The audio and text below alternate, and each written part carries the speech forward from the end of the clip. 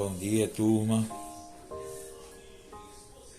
Hoje a gente vai começar pintando nossa peça aqui, já está seca.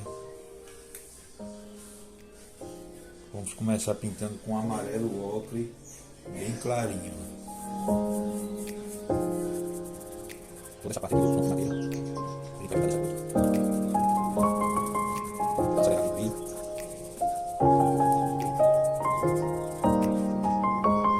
Pronto, gente. A peça já está sequinha. Com amarelo ocre bem clarinho. Aí agora eu preparei um marrom aqui, ó, bem ralinho. Usei bastante água aqui para deixar ela bem ralinha.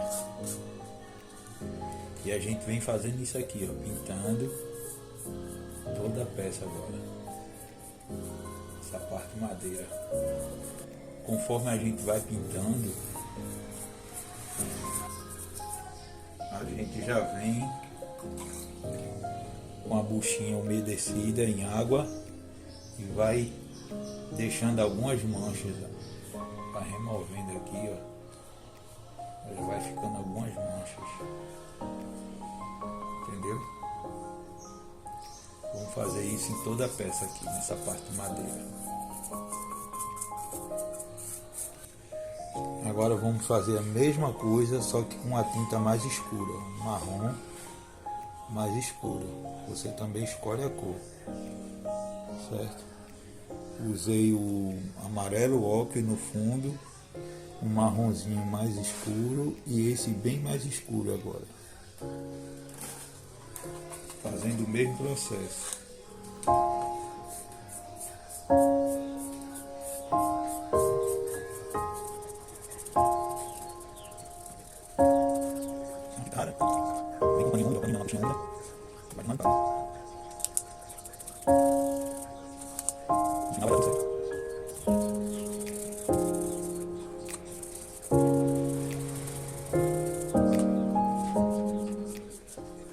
Olha aí, gente, como tá ficando as manchas começando a aparecer.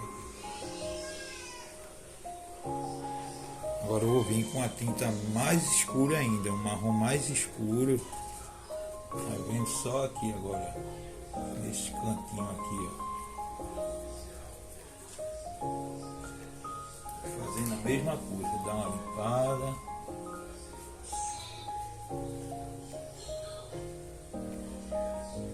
Essas partes mais profundas aqui, ó.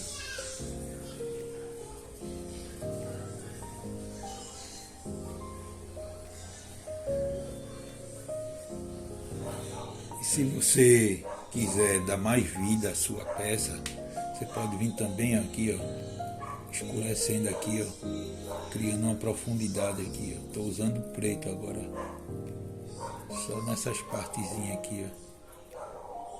Aí fica a critério de vocês querer dar um brilho a mais aí.